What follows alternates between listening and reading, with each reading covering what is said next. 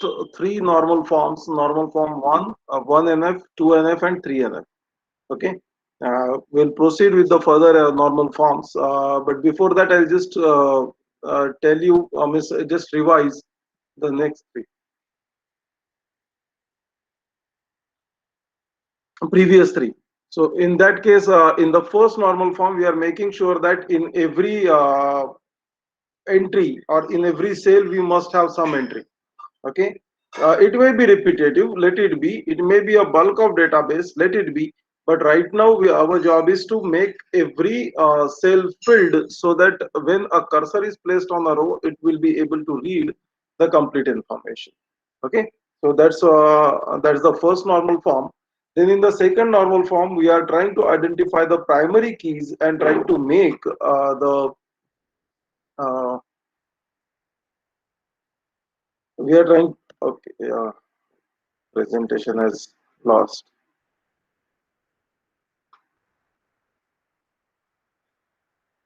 So in the second normal form, we are trying to identify the primary keys and try to make all the non-prime attributes dependent on the primary key. Okay, for that we go for decomposition. We decompose the bigger table into smaller table, and thus the dependencies can be managed properly, and we will avoid a form of super key. Means we will avoid the collection of attributes as a key. Then in the third one, we are avoiding the transitive dependency, that A depends on B and B depends on C. Thus, A depends on C. That we are trying to avoid in the third normal form. Again, the same is possible with the help of decomposition. Okay. Now, the third normal form exhibits that every non-prime attribute is fully functionally dependent on the primary key, and there will be no transitive dependency. Okay, after that we come to the fourth normal form, but before fourth normal form there is a normal form which is called as Boas chord normal form. It's an additional one, and sometimes it is also called as a BCNF or 3.5 NF. Means it is in between third NF and fourth NF. Okay, so for a database to be in BCNF, it has to be in third NF. Okay, and from that third NF, it is not necessary that in most of the cases, the if you are reaching third normal form, the database will be in BCNF. But what happens in BCNF, that we'll see. What it says, it should be in third NF, and for every FD exists, X determines Y, X should be a super key. So the determinant should be super key. That super key may be a primary key or maybe a group of elements. We'll go for one example. Means not means in most of the time, whatever we have seen here in this case, most of the time the primary key is a single attribute, but in assign we can find that it is a super key. Why it is a super key in that case? Why it is a combination of two elements? Because it's a relationship set. Rest all are the entity sets. So example for this we can take this example. Okay, uh, in this we have a student ID. Student takes up a course, and when student take up a course, one faculty teaches it. Okay, so and teacher have a mobile number. So if I am talking about this, this is even not in the third normal form and not in BCNF, of course. Okay, so why? Because when I am considering student ID as a primary key, can I determine course teacher and T mobile number, teacher's mobile number? Definitely not. I can determine course at the max. Okay. If I'm trying to determine name of teacher, I don't know which subject that teacher is going to teach that student. So this FD, even though it exists, it is of no use. This exists, this is of use. And this FD doesn't exist at all. Means with the name of student, with the number of student, I cannot determine mobile number of a faculty. Okay, so this is not in third normal form. So we'll decompose it, but it is also What is a super key for this? If I am taking a consideration of super key in this way, student ID and course as a super key, this super key can determine teacher. Means if student 101 is studying or taking up a course of DBMS, MBG is the teacher who will be teaching her or him. That is for sure. Okay, so teacher will be can be determined only if you know the student as well as the course he has taken. Here you can see that 103 has also taken DBMS, so same faculty is teaching. 105 is taught by 105 is taking SS is taught by DWW. This is our actual example. Okay. Here you can also see 106 has taken DA, which is taught by FG, whereas 109 has taken DA, which is taught by AOT. So there are different faculties for the same subject. There are different faculty for the same subject for different students. Okay, but when I take a combination of student ID and course, that time super key can determine teacher. If I am taking only course or only student, probably we won't be able to determine teacher properly. Okay, that's the problem. So hence super key in this case is student ID and course. So FD which will exist on the this is student ID and course can together determine teacher. But teacher can also determine course. Yes, teacher is teaching this course. This FD also exists in this. Whereas teacher determines teacher mobile number is a normal FD. If I am keeping this apart, if I am just neglecting this, still I have two FDs. The super key is determining teacher, and teacher is in turn determining the course. So in this case, does it satisfy the definition of BCNF? For every FD XY, if I am treating this as X and this as Y, X should be a super key. So in this case, X is a super key. But in this case, if I am treating this as X and this as Y, is it a super key? X is a super key? No. Teacher is not a super key. So again, we need to bring this into a normal form, that is in a BCNF, by decomposing it. In most of the cases, whenever we are trying to advance the normal form, we take help of decomposition. We decompose, make the database smaller so that all the definitions can be very easily imposed on that. Okay, so this set can be further divided into two sets, two relations. First one is student ID and course. A student will take up a course. Okay, so if I know the student ID, I can get the information of course which he has taken. Vice versa is not true. Course cannot determine a student ID. Course cannot determine student ID because it is getting repeated. So course cannot become a primary key, whereas student ID is becoming a primary key. So what will be the key for it? Student ID, and it can determine course. So what is the primary key or the super key for this table? Is student ID. So if I say it is X, this has X and this has Y, X determines Y, then X is a super key? Yes.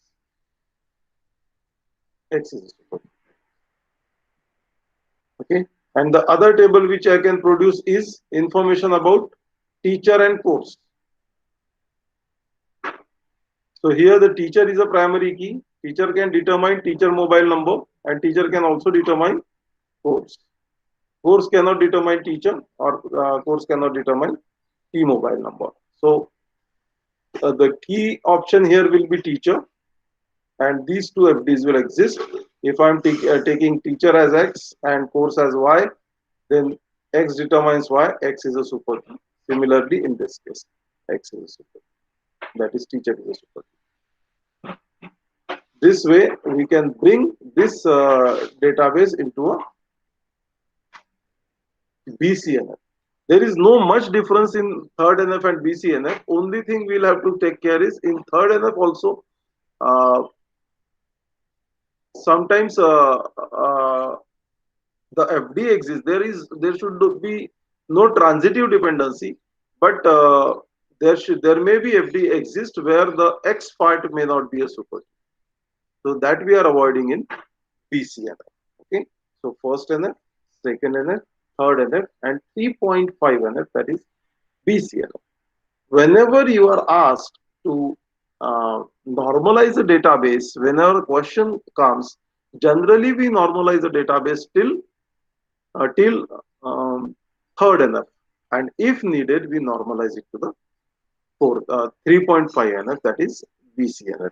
So in most of the cases, database will be, if it is in third NF, it will be in BCNF in most of the cases, but not necessarily. We'll have to just put a check on that whether it is in BCNF or not. And if not, then we'll have to go for further decomposition, and uh, we'll have to satisfy the condition of BCNF. Then only we can proceed further. Okay. So is it fine? So this is BCNF, or these are the three forms, and now we are going to get introduced to the advanced forms. Is it okay? Shall I proceed? You can put yes or no in the chat box, or any question if you have, you can ask.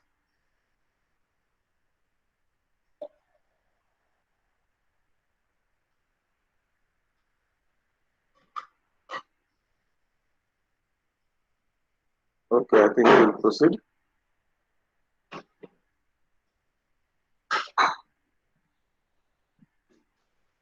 Now comes to the fourth normal form.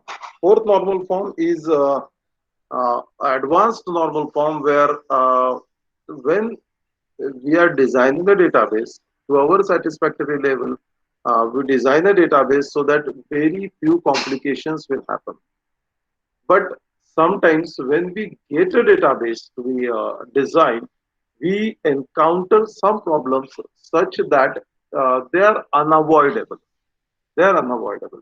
Yes, till now, in the first, second, third, or 3.5 normal form, we were dealing with FDs, the functional dependency, where we were identifying one key on which rest of the non-prime attributes will be fully functionally dependent. Okay, that's what we were till now looking for.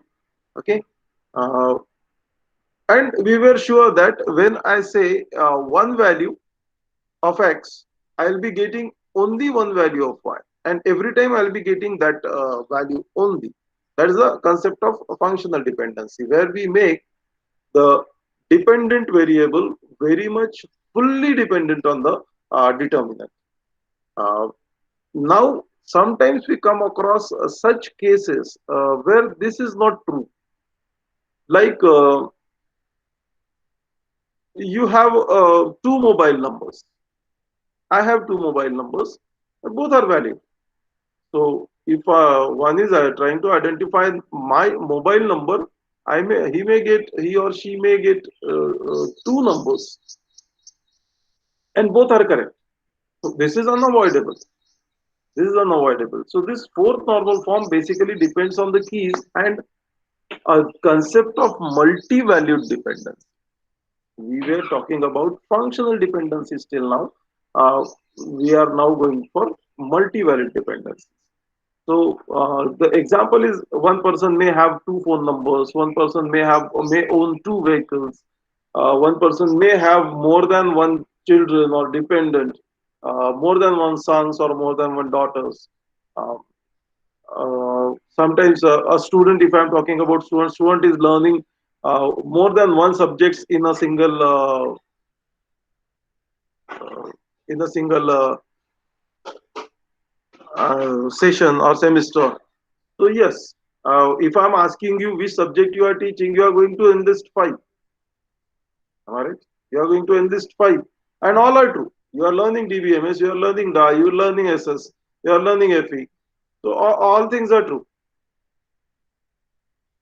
So how to deal with those kind of variables? That's the job of fourth normal form. Here the things are unavoidable and we are accepting it, but we are not accepting it as a functional dependency, but we are now accepting it as a multi-value dependence. Okay, what's that? See this. If I'm talking about your studenthood, studenthood, uh, a student is taking up a course and simultaneously he or she may take some activity also. Okay, so student 101 is learning DBMS, student 101 is learning DA. Both the things are correct.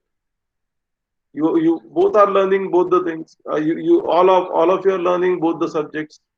Okay, student 103 is learning three subjects: DBMS, SS, and DA. Again, it is true. We cannot avoid, both the answers are correct. So here, if I am saying that x, whenever I say x is equal to one value, say whenever I say x is equal to 101, in one instance I get value DBMS, in second instance I get value DA, and both the things are correct. When the student, I am talking about student determines activity. A student is undergoing some activity. So 101 is going for CSI activities as well as he is going for sports activities, where a student ID 103 is going for CSI activities, cultural activities, sports activities together. So what extracurricular activity or what other than academics you have done? I have done CSI activity, I have done sports activity, I have done cultural activity. Yes, you can list all of them, and all of them are true. So this is called as multi-valued dependence. Okay, if as a previous case, if I am trying to identify the FDs, student ID will be able to determine course, and student ID will be able to determine teacher, not teacher, sorry, activity. It should determine activity. I just make a correction. Wait for a moment.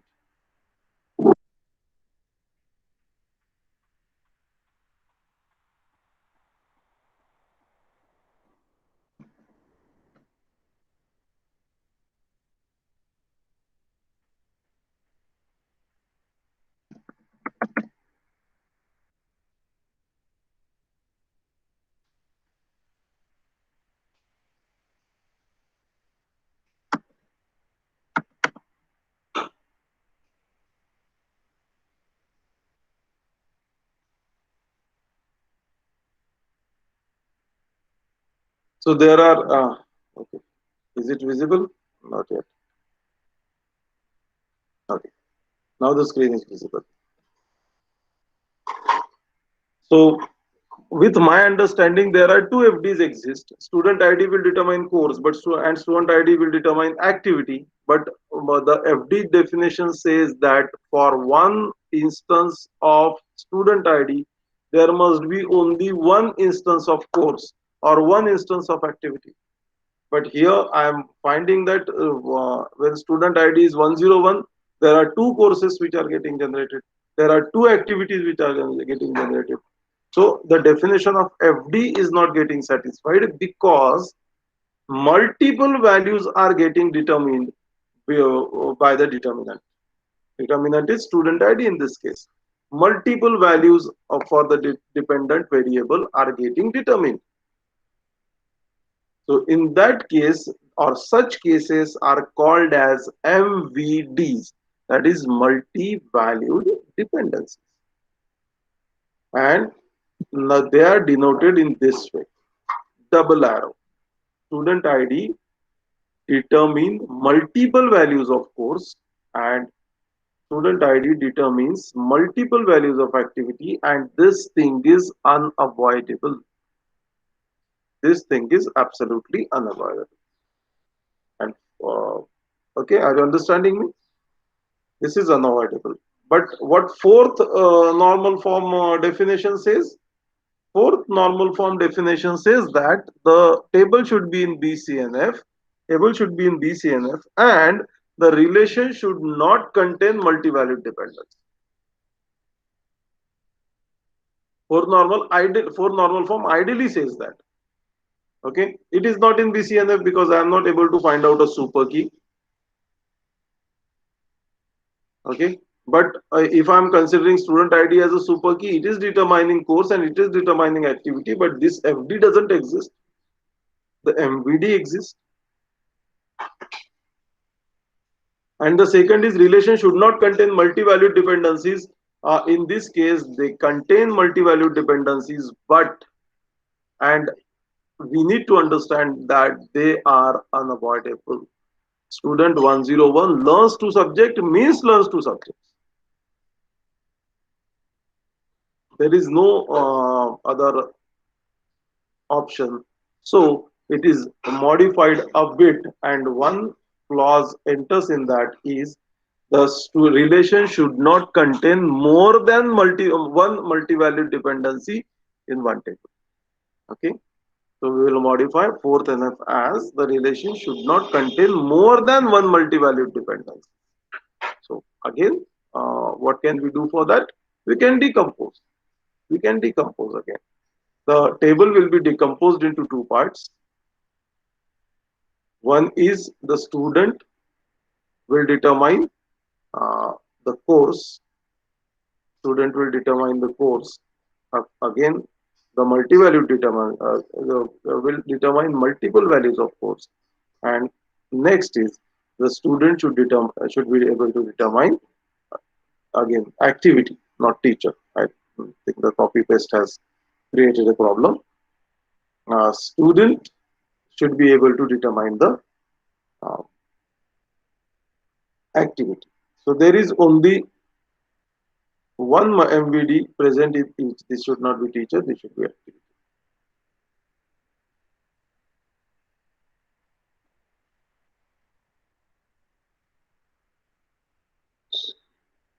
This should be activity. Okay. So teacher will able to determine, student will be able to determine course, and student will be able to determine activity, maybe multiple values, but it is accepted and we don't have any option other than accepting it. Okay, we don't have any option, any other option. So this is called as fourth normal form. So we can understand that the way FD exists on a table or a relation, there is a possibility of MVDs also existing on a table. So now dependencies will not be only FDs, but will be set of FDs and MVDs together. Are you getting me? Okay. So there will be FDs, there will be MVDs. The way we can apply Armstrong axioms on FDs, on a very similar way, we can apply Armstrong axioms or inference rules on MVDs also. All seven uh, inference rules can be applied on MVDs. So if student ID determines course and course determines teacher, then student ID will be able to determine teacher. That is possible. So this transitivity rule, reflexivity, augmentation, pseudo transitivity, okay, all these aspects, all these inference rules can be applied on MVDs. Okay, so you may be given a set of FDs and MVDs together, and you will be asked to find the closure set of it. So the inference rules, that is Armstrong axioms, will be applicable on both FDs and MVDs. So we will not discuss that right now because it is very similar to the Armstrong axioms whatever we have seen. Fine. Now, is it okay? The fourth normal form is dependent on the keys and concept of MVDs. We cannot avoid MVDs. Hence, we are modifying fourth NF as it should have, the relation must have only one MVD. Only one MVD. Okay. So this is the fourth normal form. Other two normal forms are also there, but we are not going into details of that, but just we'll have an introduction towards that. This is the fifth normal form. fifth normal form is called as depends on keys and joint dependency. What do you mean by first? We have seen functional dependencies. We are saying that all the non-prime attributes must be fully functionally dependent on the prime attribute. Then we have seen multi-valued dependency, where the determinant is determining more than one values for the dependent variable. Now, what do you mean by joint dependency? Joint dependency means what we did in since beginning. We had first normal form and then we modified it to find out the primary key. We decomposed it into two or three tables. Then we went for third normal form. Again, further we have decomposed it into further parts. So probably a single table is decomposed into four or five tables to make to satisfy all the definitions of normal forms or to attain normalization. One bigger table is divided into multiple tables. At that time, what care we have taken? With the care we have taken is this decomposition should not be lossy. There should be lossless decomposition. There should not be any loss when we decompose the data. We should not lose any row or we should not lose any column. So what joint dependency says that when you regenerate the table, let us say that there was a table R which is now decomposed into R1, R2 and R3 to achieve the normalization. Okay. So joint dependency says that when these tables are joined, we should be able to get the original table back. All the tuples from original table R should be regenerated when we join its decomposed tables. Okay, so when we are decomposing R into R1, R2, R3, and at the end when we try to join R1, R2, R3, we should be able to get back R1. Sequence doesn't matter, tuple order doesn't matter, but we need to get each and every tuple back which was originally there in R. Is called as joint dependence. And your fifth normal form says that we should have all the decomposed table in such a way that when they are joined together, we should get back the original data set. So the relation is in 5NF. If it is in 4NF, of course, it's a stepwise process and not contain any joint dependency, and joining should be lossless. Joining means we should not lose any data. Fifth NF is satisfied when all the tables are broken into as many tables as possible in order to avoid redundancy. So we are avoiding redundancy in this case, so that and we are breaking those into number of tables, and when we put them back, we should get the original data back, and that is why fifth normal form is called as project join normal form. Okay, project join normal form का मतलब यह है कि we project only intended domains or intended columns from original table into the smaller table. Sometimes it may get repeated in some other table or some other decomposed table, and then project and join them together. Hence, it is called as a PJNF or project join normal form, fifth normal form. We are not going for any example for this. This is just a theoretical thing which you must be knowing.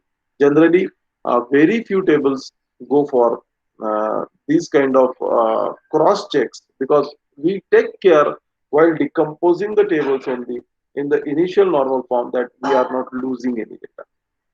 And when while decomposing we are not losing any data, definitely while joining we are not going to miss out anything. Okay, all will be joined together and we can get back the original data set. And we have the sixth normal form, 6NF, which is called as domain key normal form. where the relation variable is decomposed into irreducible component. No further reduction is possible. No, where every domain will have its key component and will be able to define properly. So we are going to uh, achieve a state where no further decomposition is possible. Okay, and that's why it will be in the fourth normal form, and obviously in that case all the joint dependencies will be trivial, means it will be applicable for all. Okay, so these are the six, rather seven different normal forms with which we can bring the database into a normal form: first, second, third, 3.5, fourth, fifth, and sixth. So when you are taking up a practical, when you are trying to uh, design a database for practical, you take care that at least you achieve BCNF. At least you achieve BCNF. In some cases, you can have, in some databases, there is a possibility that you may have multi-valued dependency also, that you accept. And if it is not there, I want you to put the data into at least into a third normal form or BCNF, and then you can find that there will be no anomalies uh, because of uh, unnormalized formation of database. Okay, and now I hope you have understood how you can identify the database and take care that the primary key for every relation must be identified clearly. All the non-prime attributes must be dependent on that properly. And if we are building up a relationship, there will be a super key which will be a combination of primary keys of the participating entity. So that way you can define a database and normalize a database to some extent.